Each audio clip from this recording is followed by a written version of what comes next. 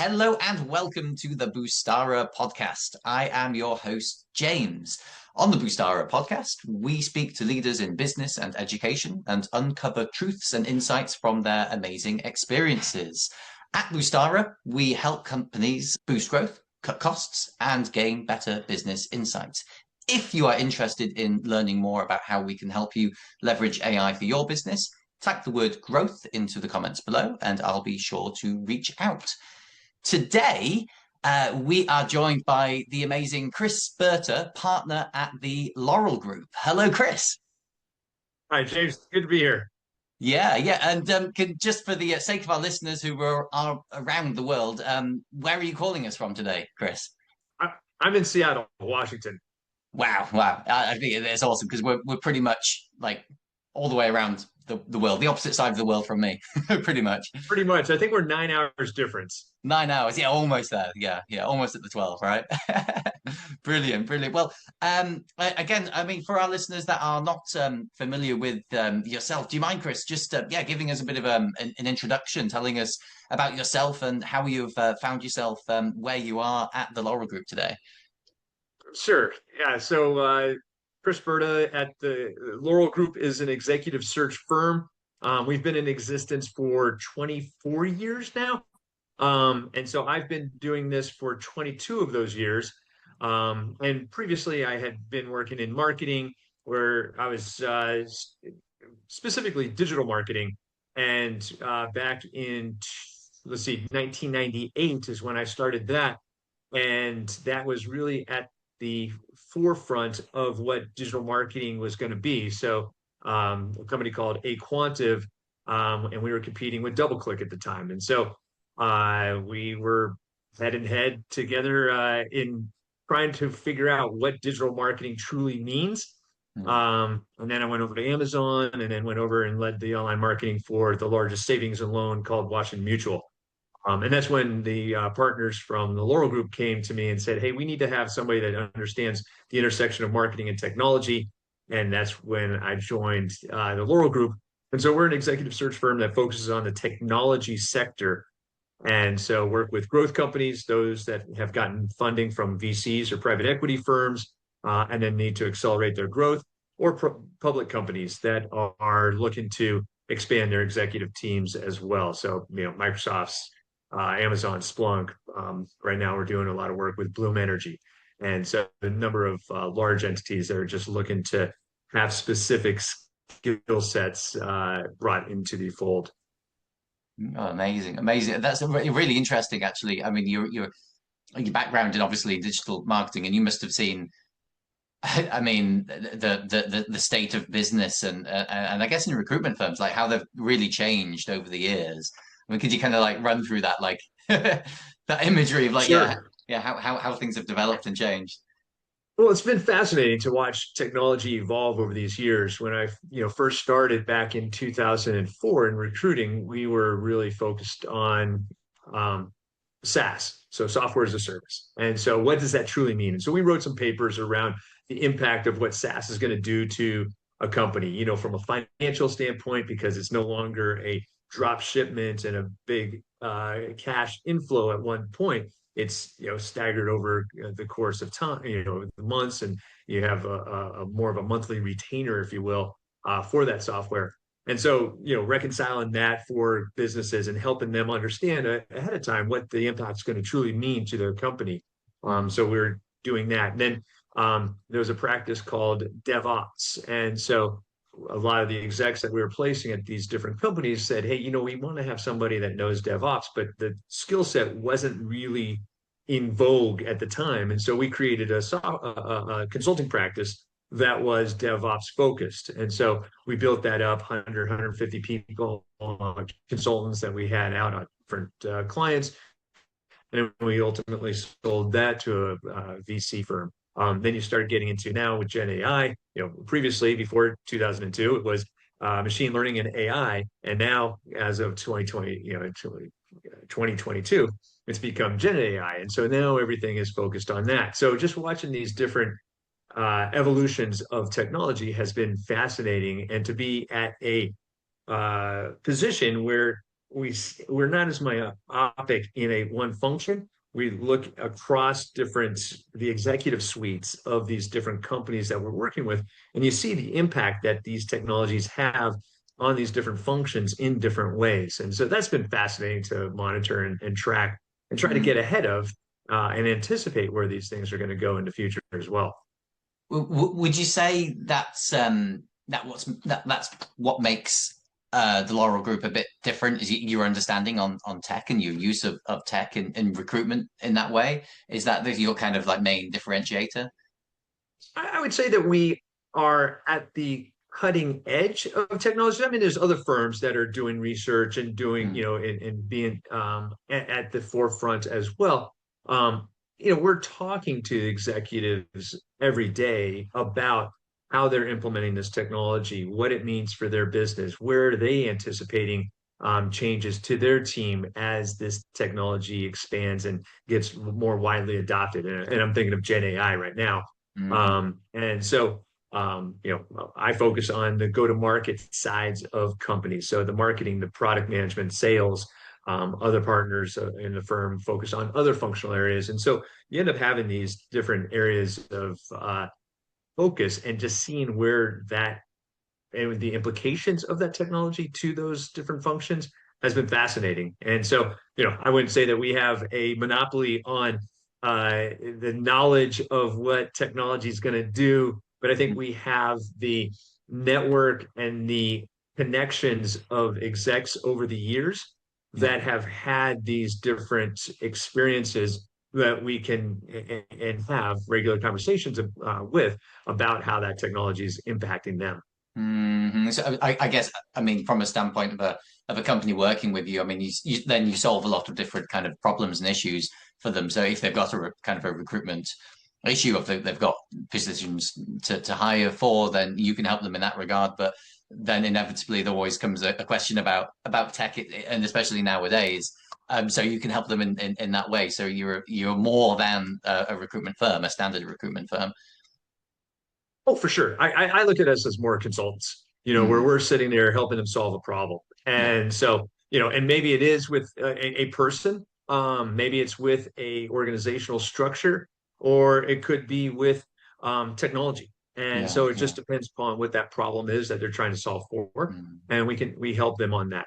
mm, Oftentimes we get brought in and they're saying, "Hey, we need to have this kind of function." You really want to find out why. yeah, yeah. And is that truly the role? Is that truly the right level? And what is that problem that you're trying to solve? And so it's oftentimes taking a step back Mm, and then providing them guidance on what we're seeing in the market and what other best practices have been over the years, and then mm, also with other clients that we've worked with as well. So mm, mm. I look at us as being more consultants Yeah. than we are just search or Yeah, yeah. recruiters.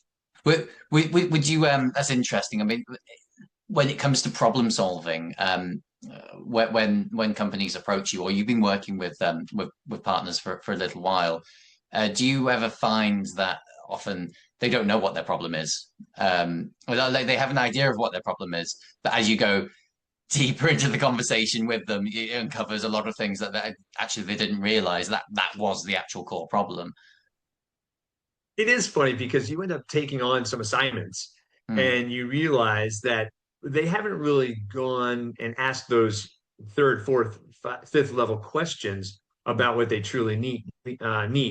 And so sometimes this, for sure, the searches have evolved over the course as they talk to some people with the initial, project brief, and you've defined the ideal customer or candidate from the initial kickoff, and Yeah. then that evolves almost all the time into something a little bit more specific and sometimes dramatically different when Hmm. they look at the true need that they have in the company. And Yeah. sometimes it scales up and they need to have a more broad leader, or it could get into more narrow when they realize, what, we really just need to solve this more tactical issue, and it could be more down leveling the role for Hmm. that need. But and that's where the consultative approach comes in. Is just do you need this person, and here's some people that fit that Yeah. requirement. Yeah. Now that you've seen that, is that still the need that you have, or is it something a little different? And so Mm-hmm. we're partners in this engagement with our clients and trying to solve that problem together as we Yeah. walk down you know, in helping them. And that's, honestly, that's why I feel a lot of companies come back to us, repeatedly for our engagements. And, most of Mm. our clients are repeat clients, and we've filled executive suites across the spectrum with those clients. Mm-hmm. Yeah, yeah. I mean, if you solve the problem, if it has an impact, a desired impact on the company, then they're going to want more of that. But I guess it must be difficult sometimes when you're working with clients to get that balance between immediate results and the long-term results. I think a lot of leaders often want to, or depending on who you're speaking with, I guess, in the company, want to see results now, straight away. A bit like, I suppose, with their own employees, right, or their own management team. Right. But you probably know that you're not going to see this result straight away. You're not going to see any changes. You're not going to see differences in revenue or customer satisfaction or whatever the issue might be. It's going to be over the long. How do you balance that? Well, I think there's 2 points to this. Is one, the reason they come to us is because they have a need. And so, oftentimes they are wanting to fill that role yesterday. And so we are under the gun to find people quickly that fit the requirement that they've defined. Mm, As we've brought them forward those people, they can adjust and course adjust during, and we may end up going in a different, direction based on the response that they have on some of the people they've seen. yeah. That's one thing. And then the other one is, in terms of the revenue to the company, there are different functions that actually have a more immediate uh, impact. And I'll give an example. I was doing a search with Splunk, which is a deep technology company. And I had introduced somebody on a Thursday. They actually hired that person by Sunday and got them into the company on that Monday. So it was Wow. just the fastest time frame Quick, yeah. of uh, placement that I've ever seen. And partly it was because the person was motivated, and the hiring manager was an exec in the company, could get people to interview this person over the weekend. I mean, it was just really crunch time.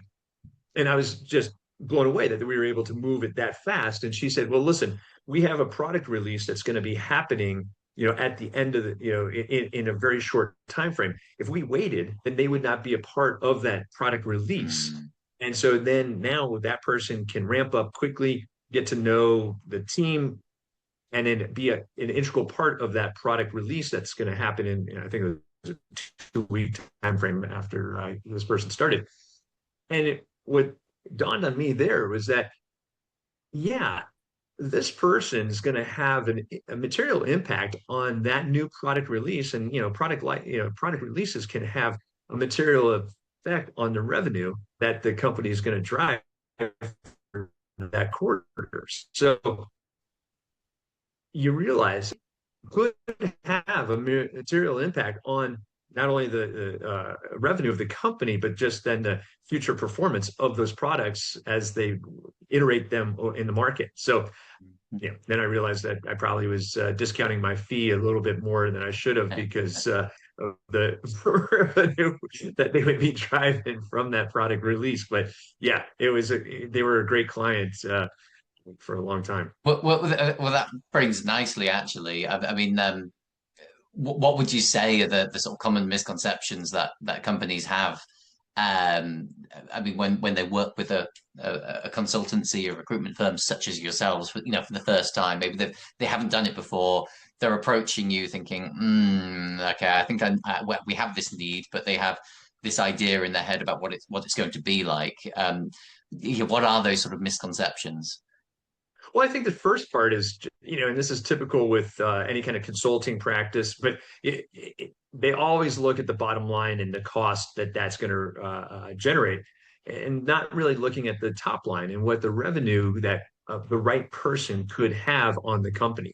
And Mm. you see this in, sales and we work with CFOs and, in these companies and, when we do our contracts and you try to get them to think about, all right, what is the true impact that this person's going to have? And if, we're placing a salesperson, yeah, we want that. We want them to look at what that salesperson's going to be able to drive in terms of revenue and not worry about the fee that we're charging. Because, quite frankly, the fee is going to be nominal if the right person and the right person is in the company and Mm. is in that role that is going to drive that revenue. So, Yeah, yeah.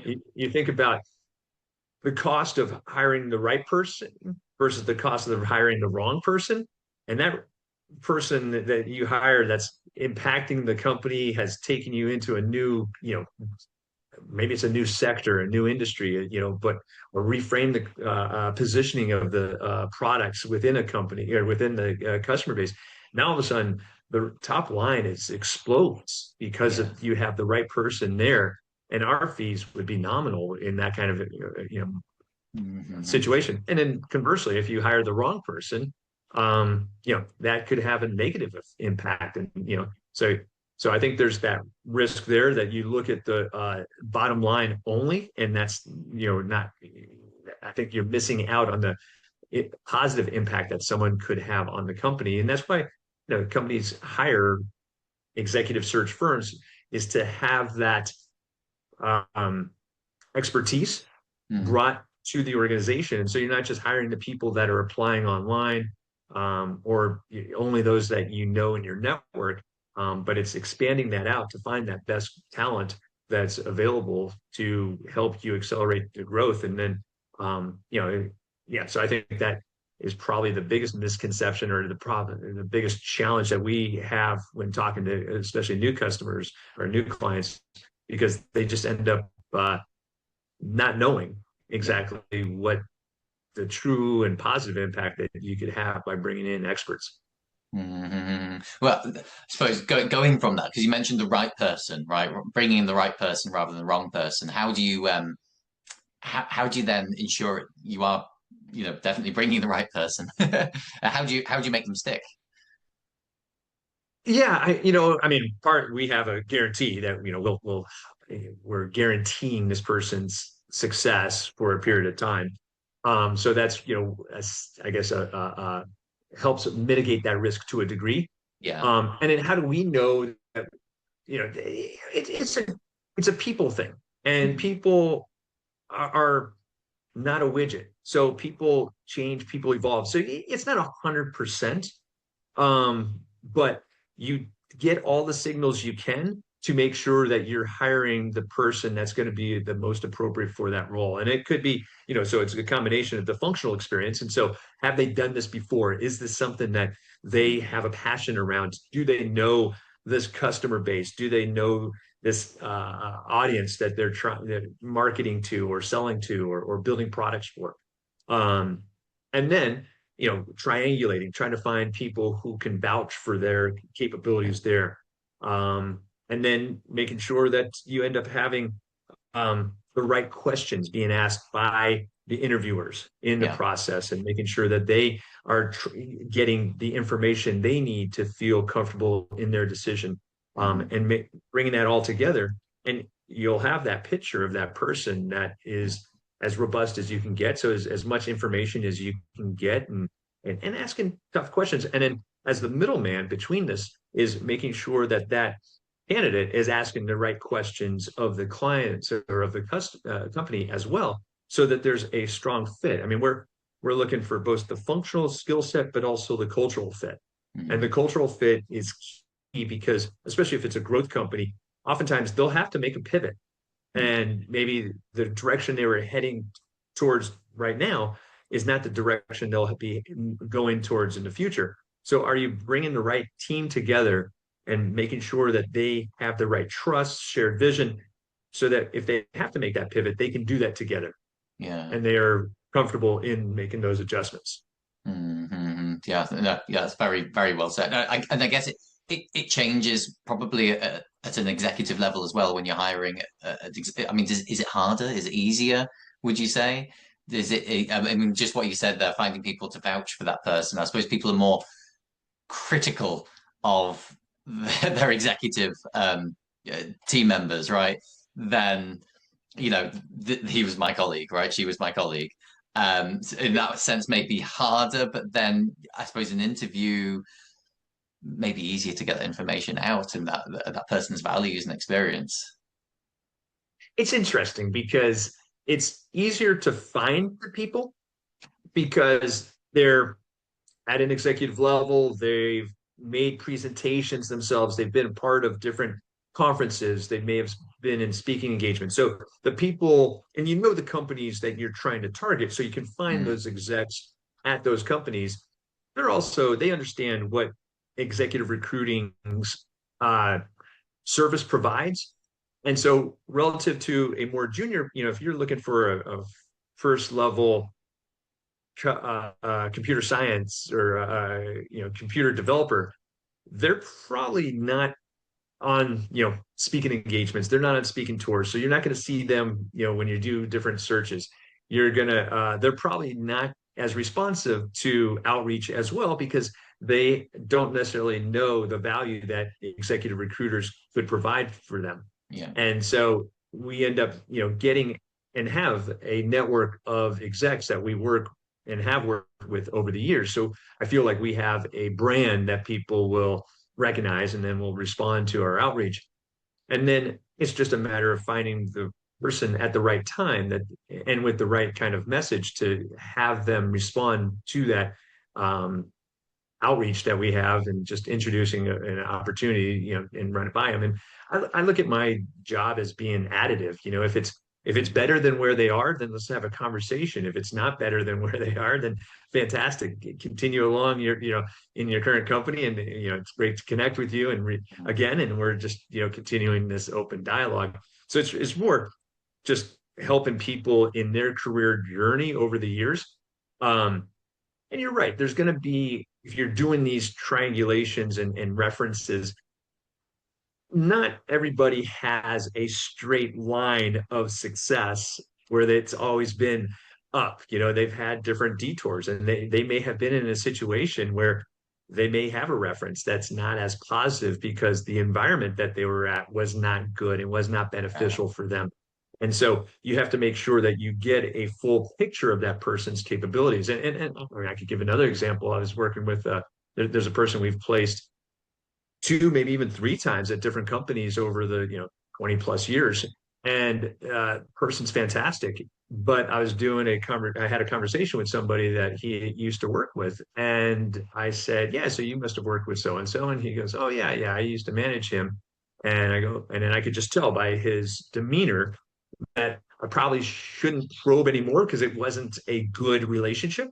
Mm. And so I went back to the candidate that we placed, and I said I ran into so and so and had a good conversation. He goes, "Oh, he probably gave me a terrible reference," and I said, "Why?" And he was like, "Well, this was a tough part of the business. It wasn't getting the funding, and so we weren't in the best position to expand our products and stuff like that. So the team was contracting.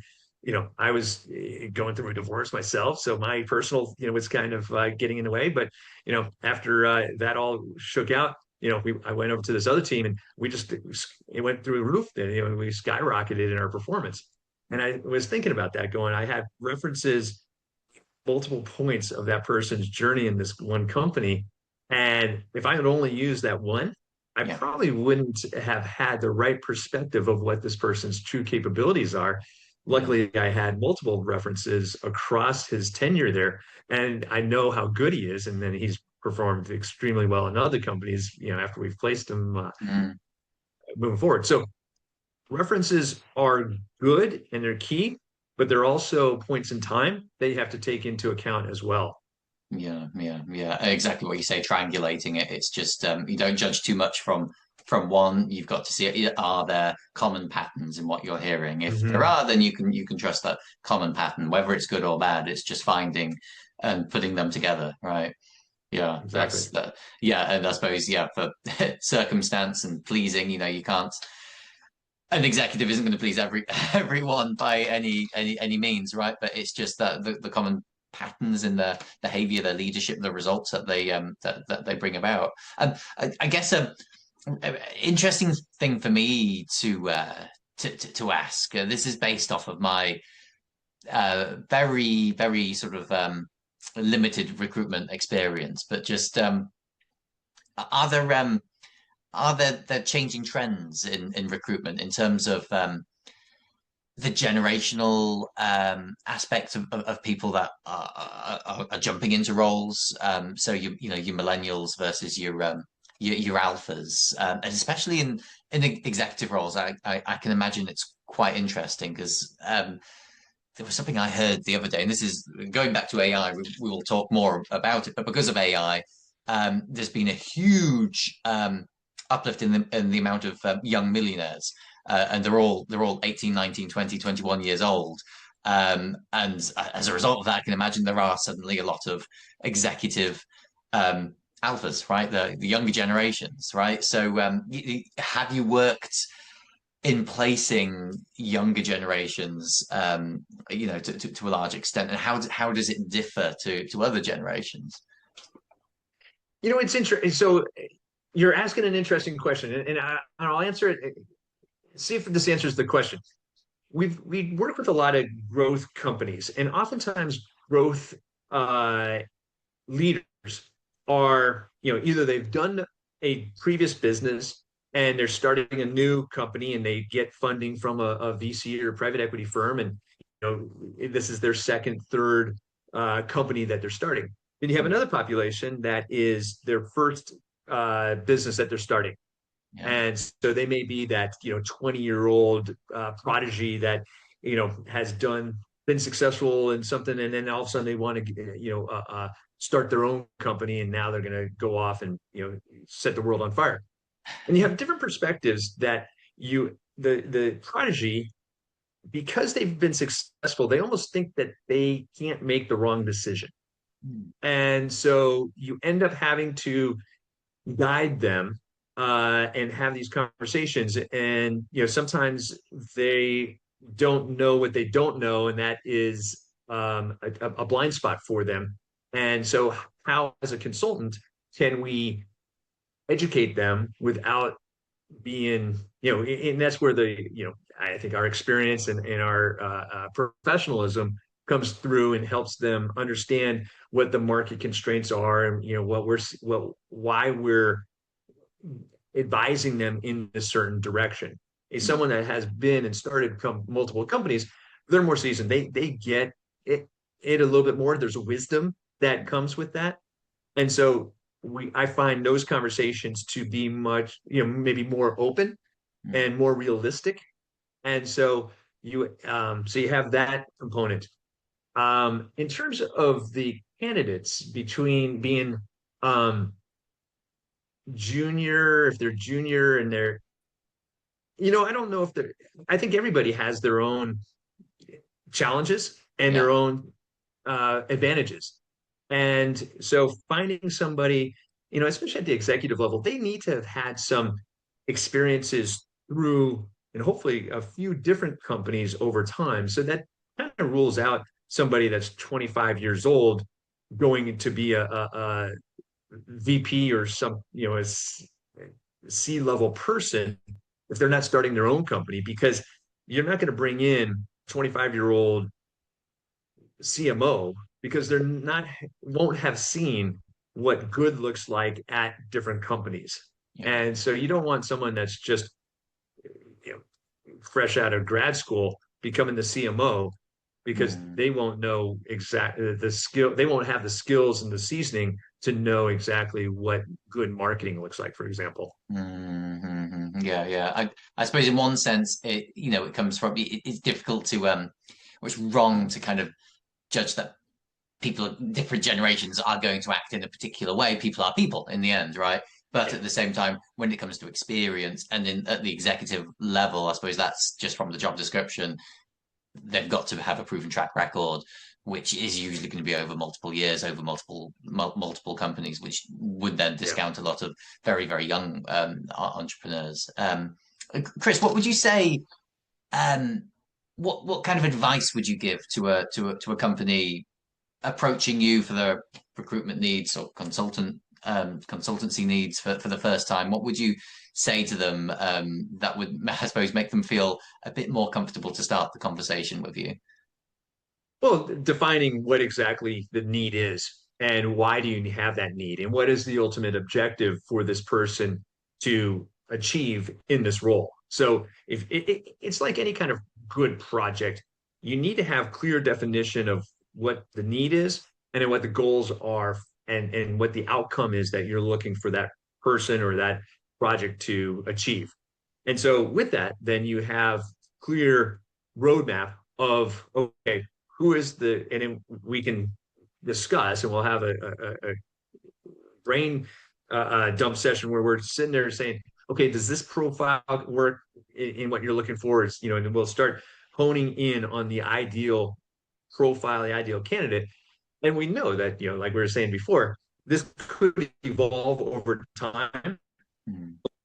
Let's start with a clear roadmap and a clear target as having these ongoing discussions. We can adjust that as we need to, but making sure that we end up having the clear objectives from the beginning. So that is key, is just being clear on the definition and also with the value proposition on why the opportunity is going to be appealing to somebody versus another opportunity that they're probably hearing about as well. And so having a clear selling proposition that we'll take to the market as well. Again, we're an extension of that company in the market with our network, with an extended network, and as we do additional research. So we want to make sure we're positioned this correctly to get people's attention above the noise of everything else that they're having to deal with on a day-to-day basis. Yeah, yeah. It's going back to basics, really, Yeah, isn't it? And I mean, I suppose if they don't have that clear, then that's where you set them straight. exactly. You've got to have Yeah. this if we're going to work successfully together. Yeah. And we've, we start oftentimes with a pretty generic and unclear scope. And we just, work back and forth on honing that in to make sure that we then have a clear objective that we're trying to achieve.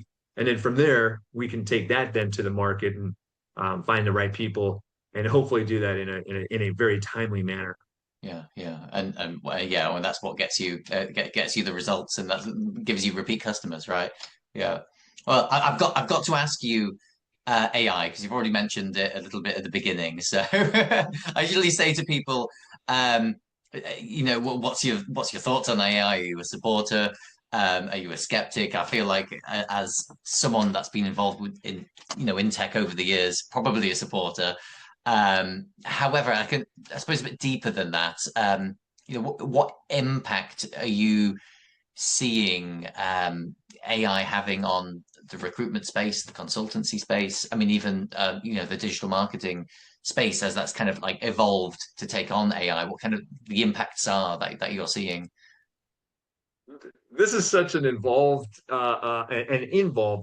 question because it's changing as we talk, Yeah. so there's going to be new findings that are going to happen today, tomorrow, with what AI can do. And it's double-edged sword, right? So there's tremendous advantages, tremendous opportunities that AI presents. But then there's also the, implications of what that means. And so the efficiencies. And there's, of course, boards and C-level people that are putting pressure to build in efficiency within their teams for what AI can, maybe ultimately replace some of Mm. these different functions. And there was a report that Stanford just did, and I saw Harvard also did a study where already they're seeing that 16% on the Stanford search report, it's impacting 16% of entry level jobs already have been eliminated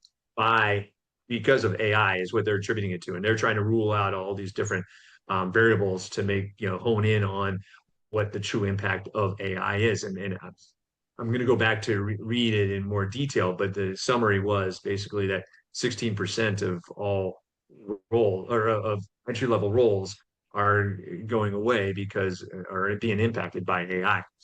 And I think that's just going to scale up through an organizational structure, as more AI capabilities become trusted and you end up becoming more used to using it.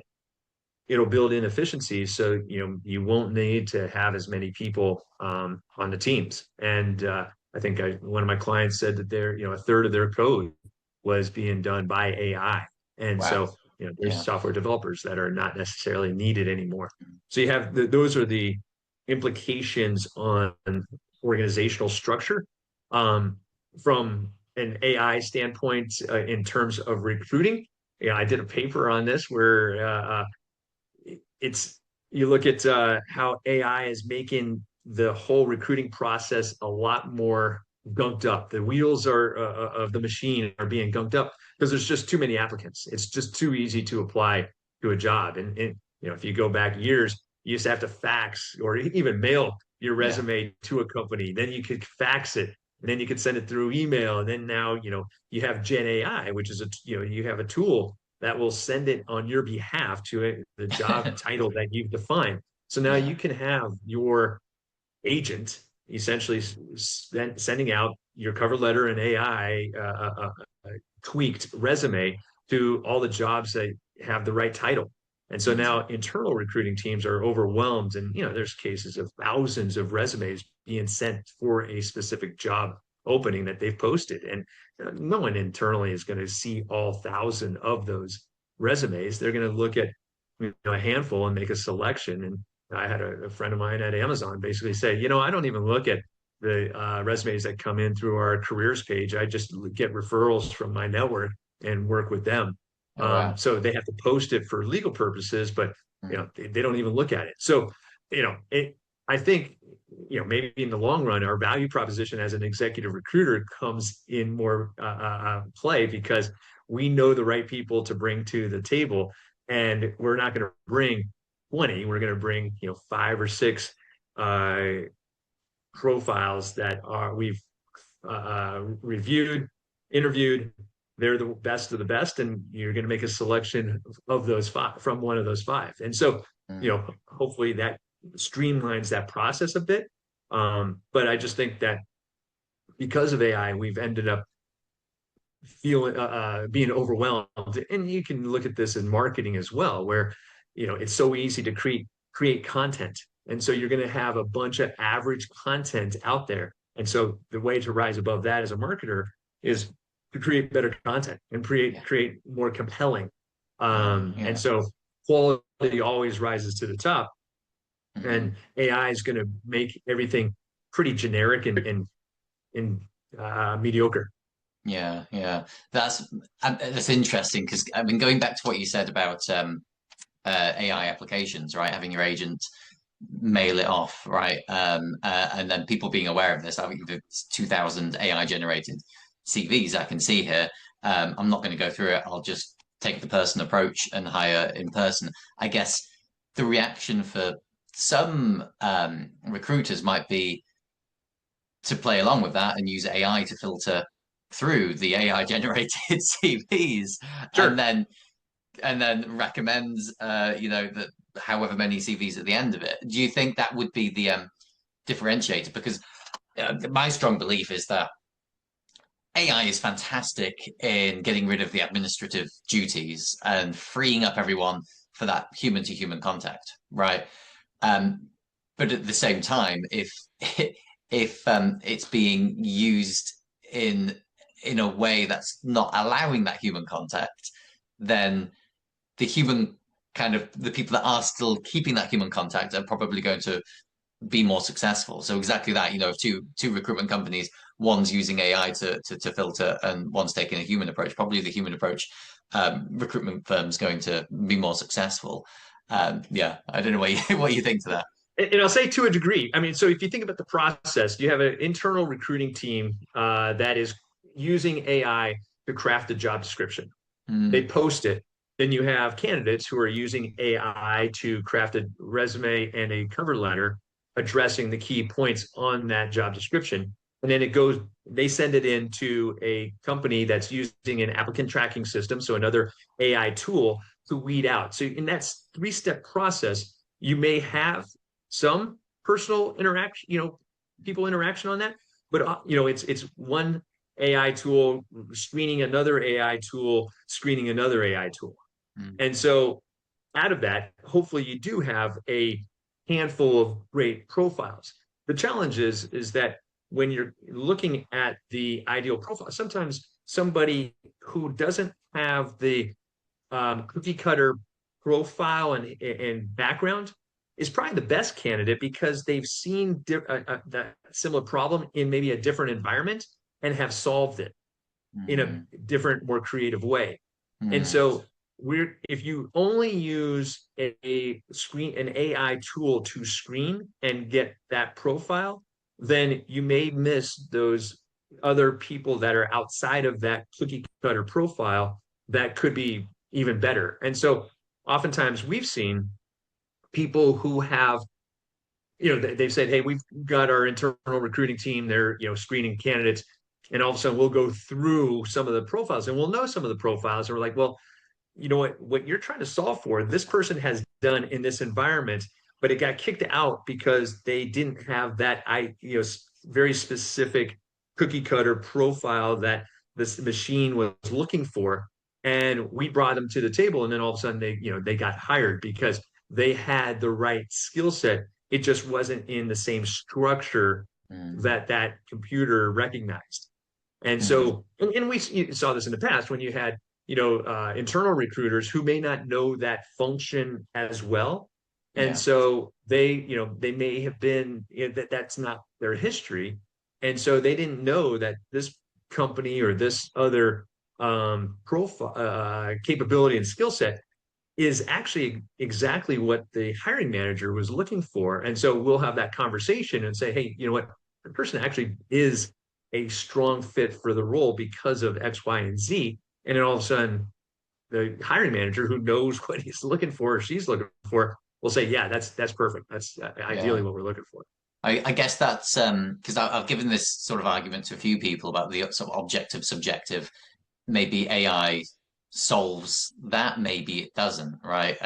From my limited recruitment experience, that Mm-hmm. was drilled into me that, oh, you like that person, well, that doesn't mean anything. Do they tick these boxes? And we've got to be treating everyone the same. AI's noted already to have subjectivity in terms of gender bias, racial bias, Yep. socioeconomic, all of these kinds of things. But I guess, in what you're saying there, it's almost the human recruiter is then going a level above that on having insight, and especially if Mm-hmm. it's more specialist recruitment like executives. You've been there yourself, you understand it. That's AI can't have that kind of level of insight. It knows information, but it can't understand to that sort of degree of understanding. Yeah. And then again, you're talking to people that are actively applying for these roles. Sometimes the best people are already in a job elsewhere. Yeah. And so you need to go and talk to them and incent them to look at this opportunity. And so from that, then it's the sales, that's where recruiting is a bit of a sales component too, is positioning this opportunity for them to make sure that it resonates with them, to get them to at least look at this and consider it and then have a conversation. So, that's where I think our bread and butter is the passive candidates who are already in a job doing well in their role. And we present an opportunity that, potentially could be better than where they are. And if it hits them at the right time and we message it to them correctly, then we'll get a conversation started and we can see if Yeah. that does truly if it's truly a better opportunity than where they are right now. Mm-hmm. That's actually a really interesting side question. Maybe a little controversial, but poaching or helping? As a lot of people would say, right? They hate poachers, or they'll see the likes of yourself doing that, like you're poaching from a different company. But then maybe would you argue that you're helping, right? Yeah, I mean, Providing I think opportunity. anybody, yeah, I mean, I think anybody is it, anybody that is being held back because their senior leadership doesn't want them to know of other opportunities doesn't have that person's best interests at heart. Exactly. And Yeah. I, have been brought in by companies to talk to their teams about how to position themselves correctly for outside. And I had a conversation with the hiring manager who I said, I welcome your openness. And he goes, look, I want to make sure that my team is set up for success. And, my job is to have them be as successful, give them the right media opportunities internally here. But if I don't have that, and another company comes and presents something that's a promotion for them, I'm not doing my employees any good if I'm holding them back. Yeah. So I Yeah. think you have to have that growth mindset with your team. And if you don't, then your team members should be concerned, Yeah. Yeah. because you're only looking out for yourself or the company's best interest. You're not looking out for the employee's best interest. Yeah, yeah, that's yeah, very, very, very true. I think you reminded me one of my sort of biggest lessons in management, doing the horrible thing of failing someone's probation. It's a horrible conversation to have with someone, but the way I quickly understood it is it's not a you can't work here, you're terrible, you failed on this thing. It's this place is not right for you. You are not right for this place. There's nothing wrong with you. You are going to be extremely successful somewhere else, but it's Yeah. just not the right fit here. And it's with wholeheartedly the best interests of the employee of that person at heart. And the same for anyone. I think any great manager, CEO, director, they should know their staff where they're at and where they're aiming Mhm. to get to and what their ambition is and have that plan set out for them. And if they're not meeting that, then it shouldn't be a shock if they leave. Yeah. They should already be ready to replace them in that way. And you want to put them in a position for success. Yeah. And if you're not able to offer that internally, then they should look externally. Yeah. Um, and to your point, there's going to be situations and environments where people aren't doing their best work because the environment's not the ideal for them. Yeah. And if they went to a new environment, that could be the right place for them just to accelerate because they love the team, they love the culture, they love the projects that they're going to be working on. Mm. And so, that's what our job is, to bring those different ideas, different opportunities forward and show them why this could be a good option for them. And if it is better than where they are, fantastic. Let's continue the conversation. If it's not, understood. We'll reach back out when we have something that would be more appropriate. But good luck, where you are right now, because it sounds like it's going well. So, Yeah. and Yeah. that's how, like I said, I feel like we're additive to a person's career and just we're there to present opportunities. And if the timing's right, if the opportunity's right, then let's have a conversation. But Yeah. if not, then fantastic. That's all good too. Almost like an kind of external moderator. Like, is everything going okay, right? Yeah. From the outside, someone that I won't judge. No one's going to hear about it. You can give your feedback in that way. Chris, what would you say for the Laurel Group? What's the goals yourself and the Laurel Group, going forward over the next couple of years? The next couple of years, I would say that hopefully the market continues to grow, and hopefully there are additional investments into companies, not only in AI, but in other technologies as well. And so we want to be a part of those conversations with growth companies that are, either getting investments or looking to expand their leadership teams. And so I think it's continuing to find new companies and new investors who are putting money into companies, and then working with our current companies and previous clients on helping them as they expand their teams. And so we are, like I said, trying to find, read the tea leaves and see where those new opportunities are going to present themselves, and continue our dialogue with other our network and just seeing how they're seeing when they're going to be needing additional resources. So it's continued expansion of new and then of current clients. Amazing, amazing. Yeah, and I think with you guys, your philosophy and the way that you work with clients is, yeah, no doubt the continued success. I mean, Chris, if anyone wants to reach out to you directly, what's the best way to get hold of you? Sure. My email address is chris@laurel-group.com. On my LinkedIn, I'm Chris Berta on LinkedIn. And we're at the Laurel Group. And so that's probably the best way is either those two channels. And then, yeah, happy to have conversations and see how I can help people. Amazing, amazing. Yeah, yeah. I think all through this, I think that's the theme is helping people, right? It's no matter the company, individual, it's all helping people. You reminded me, someone within my community, they shared their desktop, and on the desktop it said, "How many people can I help today?" As a Oh, that's as a business beautiful. leader or a manager or just a person, right? I think that's a Yeah. worthy, a worthy message to remember. It's just, it's not all cutthroat business, sales, sales, sales. No matter what you do, it's always helping people. It should be helping Yeah. people. Yeah. And that's how we've been successful, I believe, over the years, is that we're essentially paying it forward, right? Where you're helping Mm. somebody, and it can be for just advice and guidance and career direction and what we're seeing in the market, kind of level setting what the market dynamics are at the moment, which, is just having a conversation with people. And so we Yeah. do Yeah. that daily with people, and or people say, "Hey, I've got an offer from this company. Can I run it by you and get your thoughts?" Yeah. So you have those kind of conversations that it's just in being a good person, and that's what I think we try to do on a daily basis is just try to be good people, and where we can add value, we try to help. Yeah, amazing. Brilliant, Chris. Well, I will put your contact details below. So anyone wants to reach out, Perfect. please look below. But finally, yeah, just a big thank you for joining us today, Chris. Amazing conversation.